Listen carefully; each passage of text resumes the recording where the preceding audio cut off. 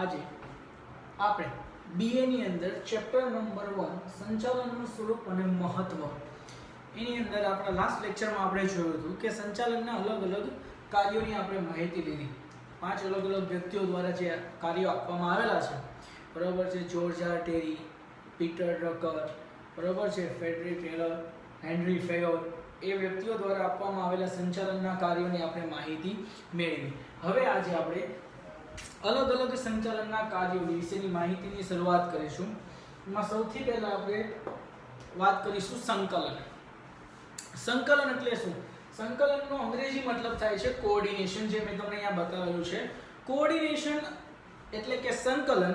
સંકલનને ખરા અર્થમાં શું કહેવાય તો કે બે કે તેથી વધારે વ્યક્તિઓ જે ધંધાકીય એકમમાં કાર્ય કરતા હોય એ વ્યક્તિઓ વચ્ચે સુમેળ સાધવાનો સંબંધ, મતલબ સુમેળભર્યો સંબંધ, એમની વચ્ચે સુમેળતાથી સારી રીતે કાર્ય કરી શકે, બંને વ્યક્તિ હળીમળીને કાર્ય કરી શકે એવા પ્રકારનું કાર્ય સંકલનમાં કરવામાં આવે છે. એમનો અર્થની વાત કરીએ તો ધંધામાં કામ કરતા કર્મચારીઓ વચ્ચે એક સૂત્રતા અને સુમેળ સાધવાના કાર્યને સંકલન કહે છે. બરાબર છે. ધંધાકીય એકમમાં કામ કરતા અલગ અલગ વ્યક્તિઓ કે જેને આપણે કર્મચારી કે પછી વિભાગીય અધિકારી હોય તેમની વચ્ચે સંકલન સાધવાનું કાર્ય, એટલે કે તેમની વચ્ચે કાર્યમાં એક સૂત્રતા આવે, એટલે કે એક જ પ્રકારે એ લોકો કાર્ય કરે, તેમજ તેમની વચ્ચેનો જે સંબંધ છે એ સંબંધ સુમેળભર્યો બને. સુમેળ એટલે કે બેની વચ્ચેના સંબંધો કેવા બને? સારા બને. એને શું કહેવાય છે? સંકલન કહેવાય છે. હવે આપણે માહિતી લઈશું સંકલનના લક્ષણો. સૌથી પહેલું લક્ષણ છે ધંધાકીય એકમની અંદર સંચાલનની દરેક સપાટીએ સંકલનનું કાર્ય જોવા મળે અને સંકલનનું કાર્ય જરૂરી છે. હવે ધંધાની અંદર જે સંચાલન કરવામાં આવે, સંચાલનની દરેક સપાટીએ અને દરેક કાર્યોમાં, કાર્યો કયા તો કે આયોજનથી લઈને અંકુશ સુધીના બધા જ કાર્યોની અંદર કોની જરૂરિયાત ઊભી થાય છે? સંકલનની જરૂરિયાત ઊભી થાય છે. બીજા લક્ષણમાં વાત કરી છે કે સંચાલનની દરેક સપાટીએ, ધંધાકીય એકમમાં કેટલી સપાટીઓ હોય છે? 3 સપાટી, જેના વિશેની આપણી માહિતી લાસ્ટ લેક્ચરમાં મેળવી ગયા છીએ. સંચાલનની દરેક સપાટી 3 સપાટી હોય છે. પહેલું ઉચ્ચ સપાટી, મધ્ય સપાટી અને નિમ્ન સપાટી. આમ દરેક સપાટી પર સંકલનનું કાર્ય જોવા મળે છે. ત્યાર પછી આપ્યું છે તેની સફળતામાં માહિતી સંચાર યોગ્ય હોવો જરૂરી છે. સાહેબ, સંકલન ત્યારે જ શક્ય બને જ્યારે ધંધાકીય એકમની અંદર કામ કરતા કર્મચારીઓની વચ્ચે માહિતી સંચાર કેવો હોય? યોગ્ય. માહિતી સંચાર કેવો હોવો જરૂરી છે? યોગ્ય હોવો જરૂરી છે. ત્યારબાદ આપણે વાત કરીએ તો તેના માટે કર્મચારીઓમાં સહકાર હોવો જરૂરી છે. સહકારનો મતલબ શું? તો કે સર એ લોકો એકબીજા સાથે હળીમળીને કાર્ય કરતા હોવા જોઈએ, તેમજ એમની વચ્ચે વિશ્વસનીયતામાં વધારો થયેલો હોવો જોઈએ, એકબીજાની મદદ કરતા હોવા જોઈએ, તો જ સંકલનનો વિકાસ થાય છે. ત્યાર પછી આપ્યું છે કે તેના કારણે સાધનોનો મહત્તમ ઉપયોગ શક્ય બને. હમણાં જ આપણે વાત કરી ગયા કે દરેક કર્મચારીઓ એકબીજાને સહકાર આપશે, કાર્ય કરવામાં મદદરૂપ થશે. જો તેઓ એકબીજા વ્યક્તિઓને કાર્ય કરવામાં મદદરૂપ થશે તો દરેક કાર્ય જે છે એ સારી રીતે અને સંપૂર્ણ રીતે એને આપણે પૂરું પાર પાડી શકીશું. પરિણામે આપણી પાસે જે ધંધાકીય એકમના જે સાધનો છે એનો બગાડ અટકશે. એનો બગાડ શું થશે? અટકી જશે. એટલે કે સાધનોનો મહત્તમ ઉપયોગ શક્ય બને છે. અને ત્યારબાદ સંકલનનું છેલ્લું લક્ષણ કે જે 2 માર્ક્સમાં વિધાન તરીકે પણ પૂછાય છે. કેટલા માર્ક્સમાં પૂછાશે બાળકો?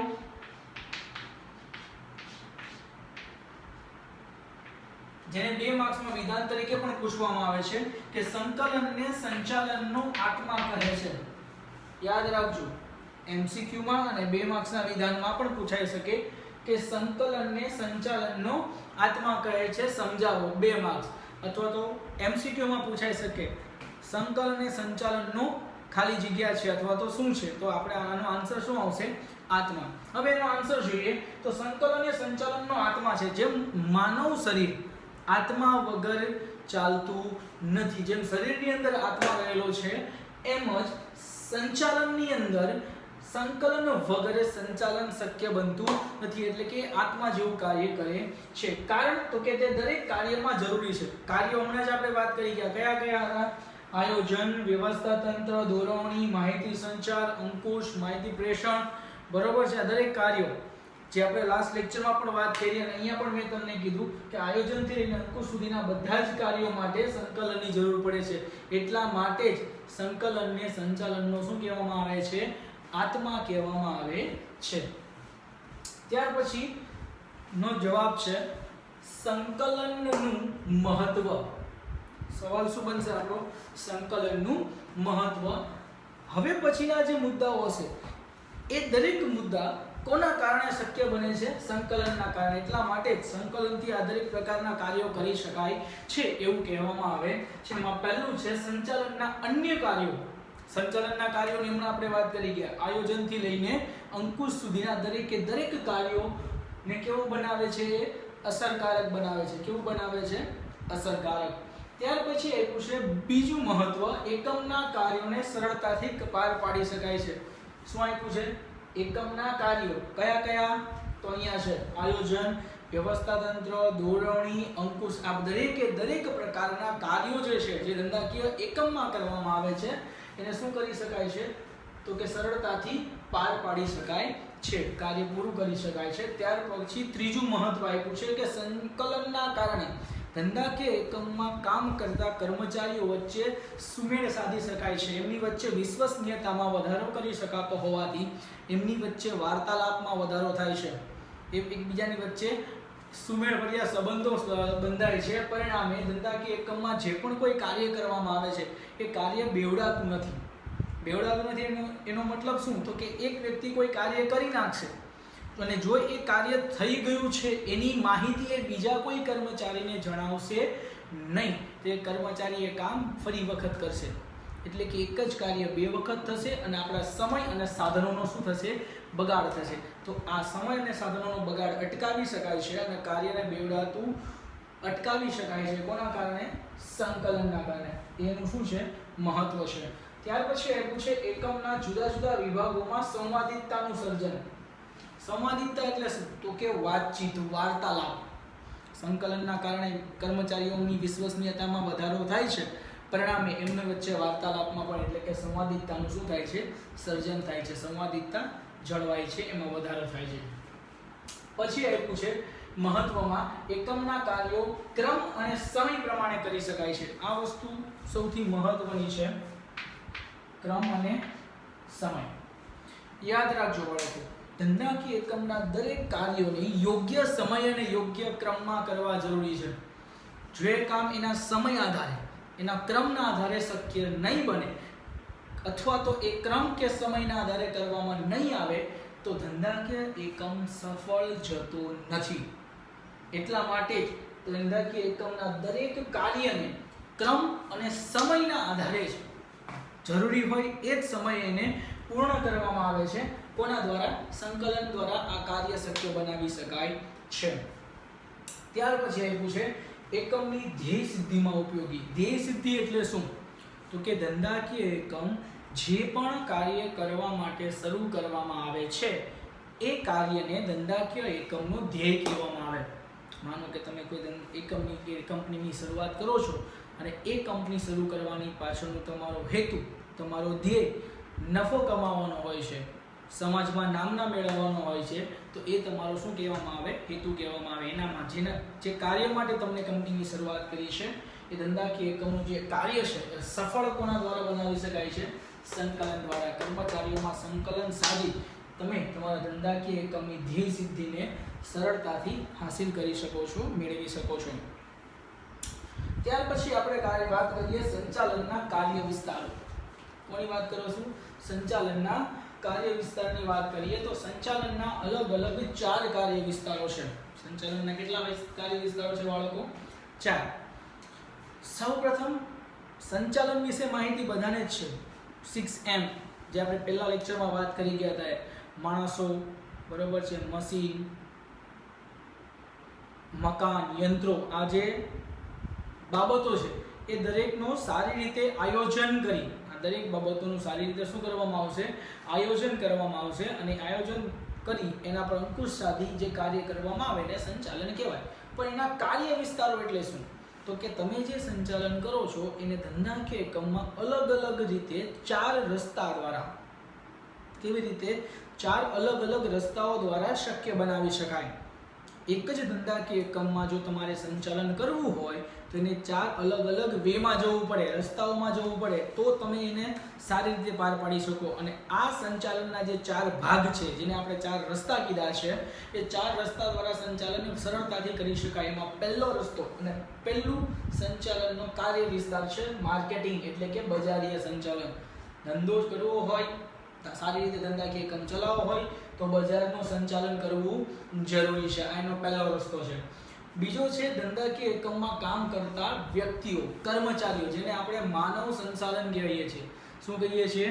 માનવ સંસાધન. આ માનવ સંસાધનનું સંચાલન કરવું એ આપણો બીજો રસ્તો છે, જેનાથી ધંધાકીય એકમને શું કરી શકાય છે? સફળ બનાવી શકાય છે. ત્રીજું છે નાણાકીય સંચાલન. એવું આપ્યું છે નાણાકીય સંચાલન. એટલે શું? તો કે ધંધાકીય એકમની અંદર નાણાકીય બાબતોનું સંચાલન કરવું, એટલે કે નાણાં ક્યાંથી લાવવા, ક્યાં એનો ઉપયોગ કરવો વગેરે બાબતોનો સમાવેશ નાણાકીય સંચાલનમાં કરવામાં આવે છે. અને ત્યાર પછી આપ્યું છે ઉત્પાદન સંચાલન. ઉત્પાદન સંચાલન એટલે શું?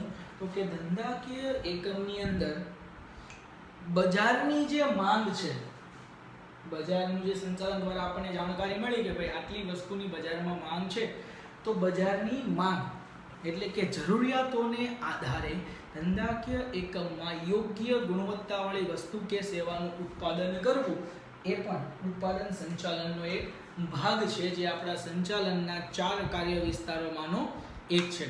તો ફરી વખત સંચાલનના કાર્ય વિસ્તારો કેટલા છે? 4. કયા કયા?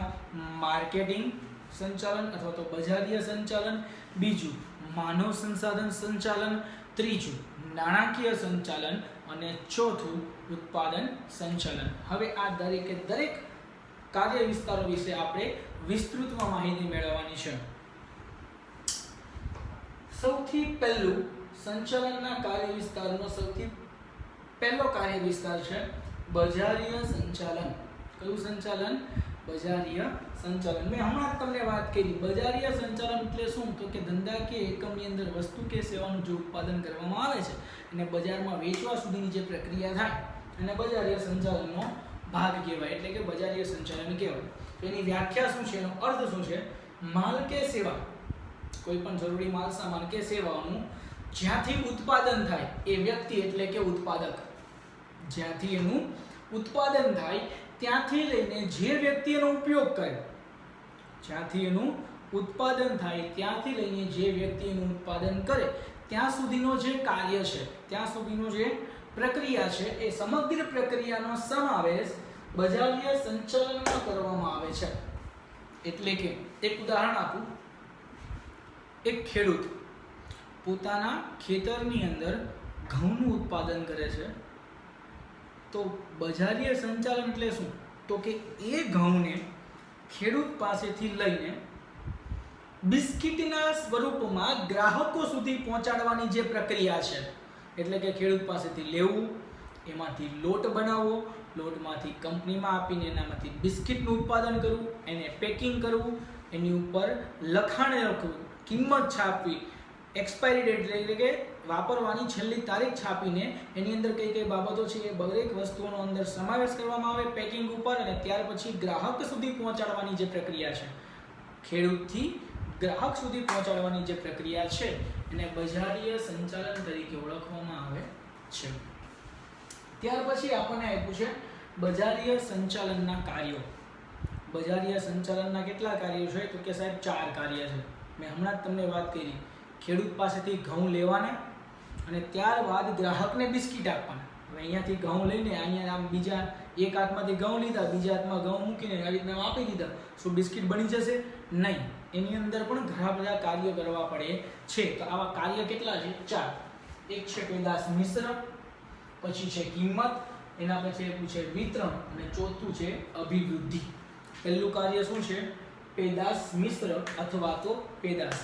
એટલે કે સર ધંધાની અંદર જે પણ કંઈ નવી વસ્તુ કે સેવાનું ઉત્પાદન કરવામાં આવે છે એ નવી વસ્તુ કે સેવાનું ઉત્પાદન તેમજ એના રંગ, રૂપ, કદ, વજન, છાપ, પેકિંગ આ દરેક બાબતો, ફરી વખત રંગ, રૂપ, કદ, વજન, છાપ અને એનો જે પણ કંઈ પેકિંગ બનાવવામાં આવેલું છે એ પેકિંગની વગેરે પ્રક્રિયા જે કરવામાં આવે, વૈવિધ્યીકરણ જે આવે, અલગ અલગ બાબતોનો જે સમાવેશ થાય છે, દરેક બાબતોનો સમાવેશ પેદાશ મિશ્રમાં કરવામાં આવે છે. શેમાં કરવામાં આવે છે?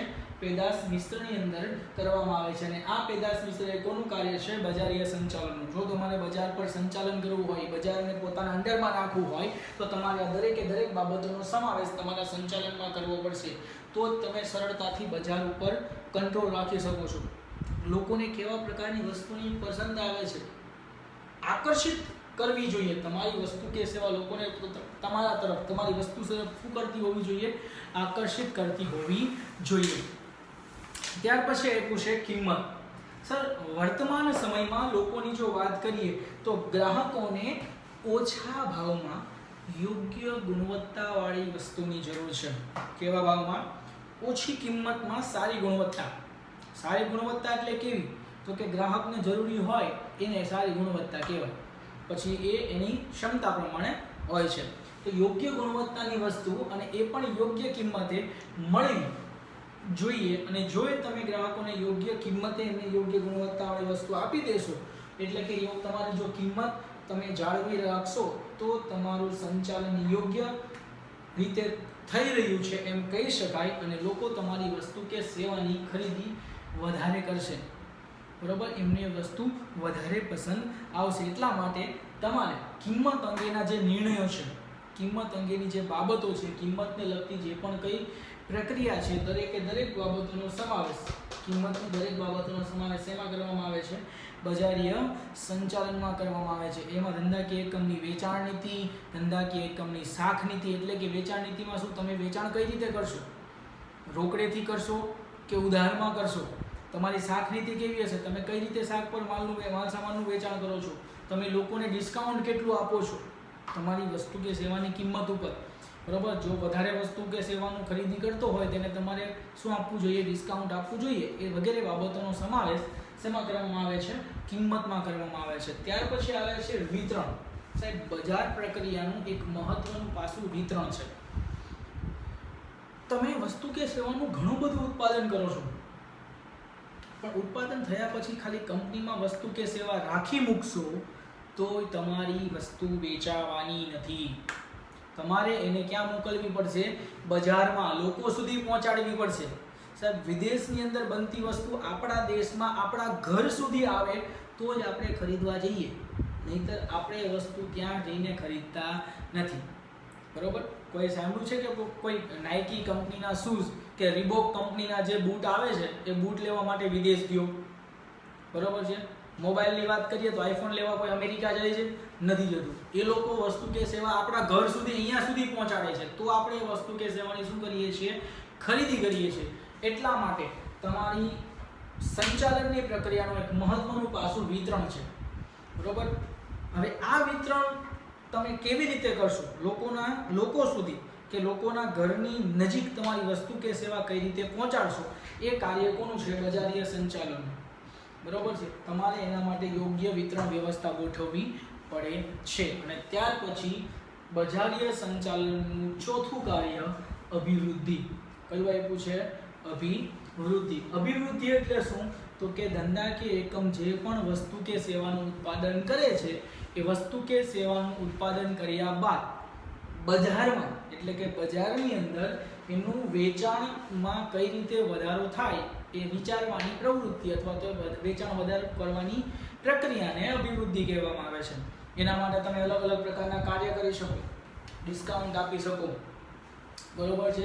એને લોકોને આકર્ષિત કરવા માટે, ગ્રાહકો અને વેપારીઓને આકર્ષિત કરવા માટે અભિવૃદ્ધિના અલગ અલગ કાર્યો, જેવા કે ડિસ્કાઉન્ટ આપવું. ત્યારબાદ તો કે સર વસ્તુ કે સેવાના વેચાણ ઉપર વેચાણ કરનાર સેલ્સમેનને કમિશન આપવું. બરોબર છે. એક પર એક ફ્રી વસ્તુ આપો છો, 2 વસ્તુ કે 3 વસ્તુની ખરીદી પર 1 વસ્તુ ફ્રી આપવી. આ વગેરે બાબતો કે વગેરે એના ઉદાહરણ છે જેનાથી તમે તમારા વસ્તુ કે સેવાના વેચાણમાં વધારો કરી શકો. તમે જાણો છો દિવાળી સમયે વધારે બિઝનેસ કરવા માટે દુકાનદાર સેલ રાખે, તો એ સેલ જે રાખવામાં આવે એને શું કહેવાય? વેચાણમાં વધારો કરવો, અભિવૃદ્ધિ કરવી. શું કહેવામાં આવે છે? એને અભિવૃદ્ધિ કહેવામાં આવે છે. ત્યાર પછી આપણે વાત કરીશું સંચાલનના કાર્ય વિસ્તારનો બીજો કાર્ય વિસ્તાર માનવ સંસાધન સંચાલન. હવે માનવ એ સંસાધન છે એવું માનવામાં આવે છે.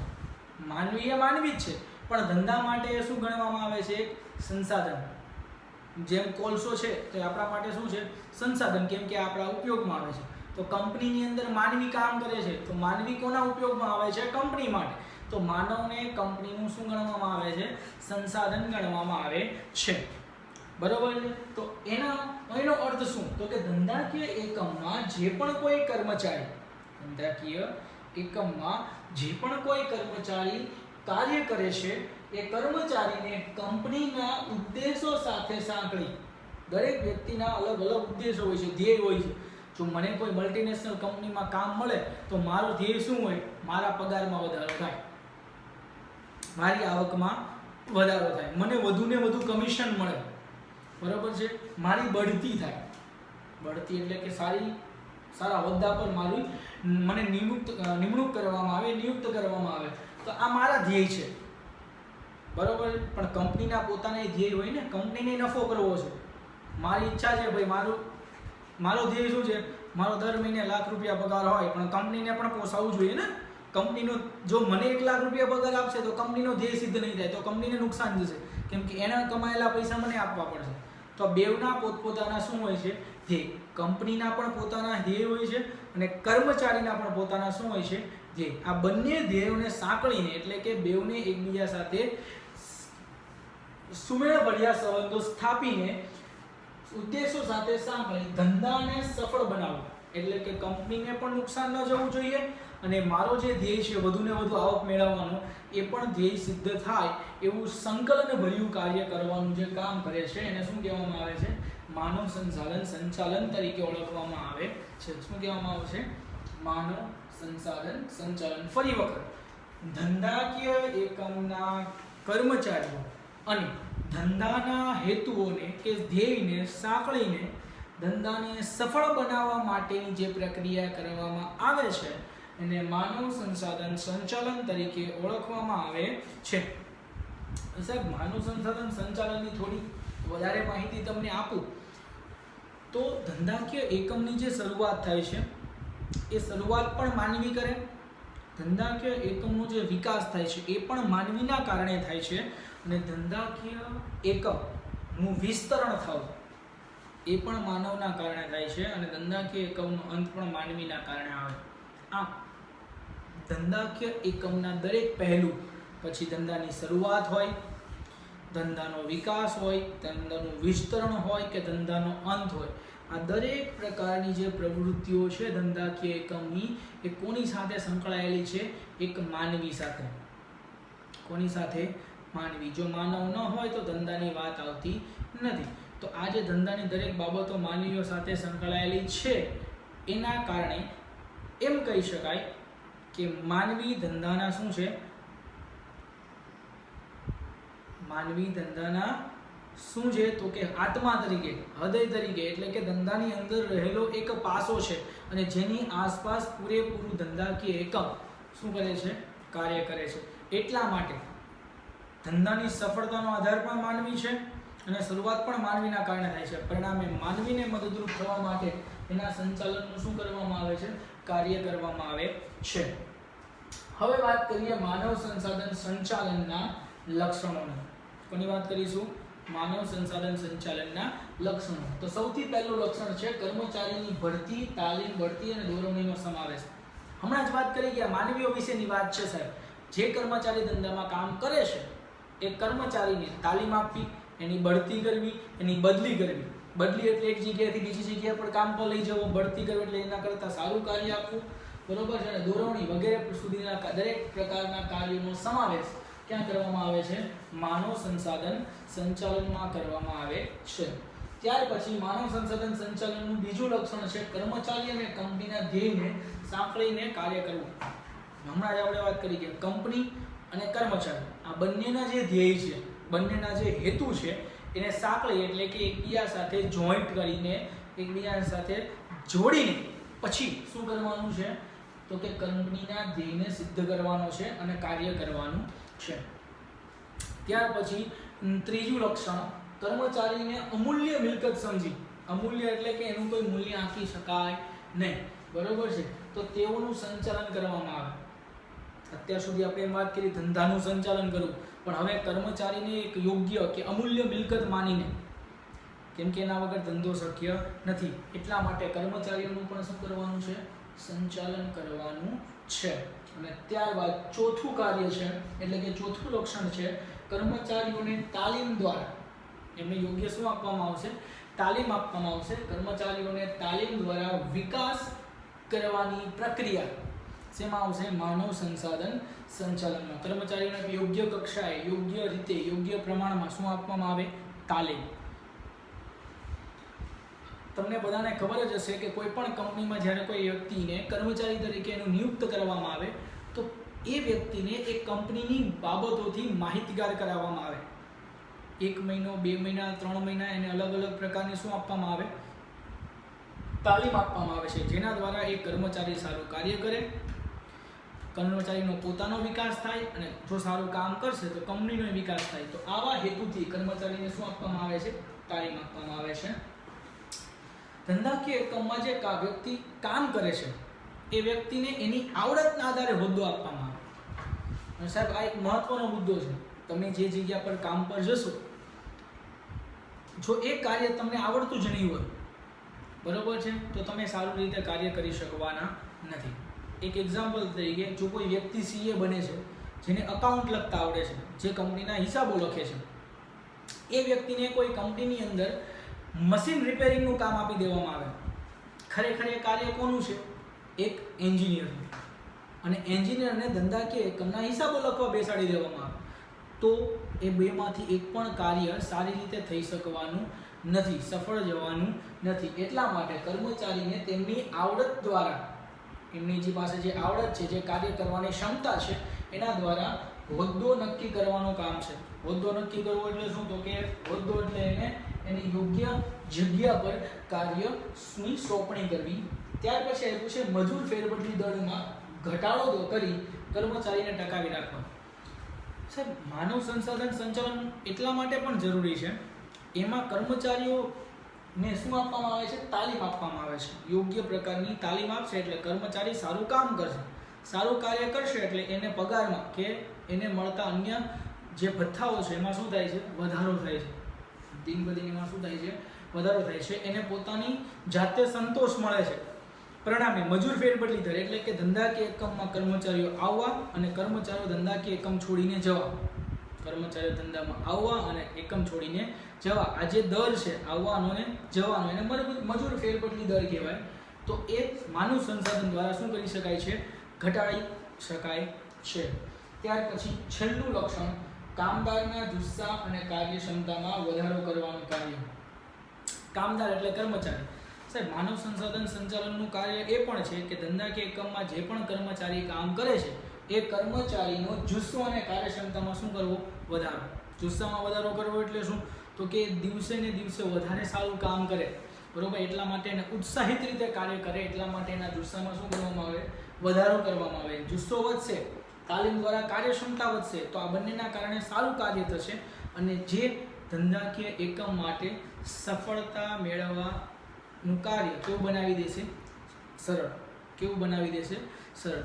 ફરી વખત આપણે એક નજર કરી લઈએ આજના મુદ્દાઓ વિશે. તો આજે આપણે સૌથી પહેલા સંકલનની માહિતી મેળવી. સંકલન એટલે શું કે 2 કે તેથી વધારે કર્મચારીઓ સારી રીતે કામ કરે અને સંકલન તરીકે ઓળખવામાં આવે છે. એના લક્ષણો, ત્યાર પછી તો કે સાહેબ એનું મહત્વ, પછી આપણે વાત કરી ગયા સંચાલનના અલગ અલગ કાર્ય વિસ્તારો, તો કે 4 છે: બજારીય સંચાલન, માનવ સંસાધન સંચાલન, નાણાકીય સંચાલન અને ઉત્પાદન સંચાલન. અને આ કાર્ય વિસ્તારોમાંથી 2ની આપણે માહિતી મેળવી ગયા. એમાં પહેલું છે બજારીય સંચાલન. એટલે શું, તો કે ઉત્પાદક પાસેથી ગ્રાહક સુધી માલ સામાન પહોંચાડવાની જે પ્રક્રિયા આવે, બરાબર, એને બજારીય સંચાલન તરીકે ઓળખવામાં આવે. અને બીજું છે માનવ સંચાલનના કાર્ય. માનવ સંચાલન એટલે શું? કંપનીમાં કામ કરતા કર્મચારીઓના ધ્યેય અને કંપનીના ધ્યેયને સાંકળીને કંપનીના હેતુ સિદ્ધ કરવાની, કંપનીના ધ્યેયને સફળ બનાવવાની પ્રવૃત્તિ એટલે માનવ સંસાધન સંચાલન.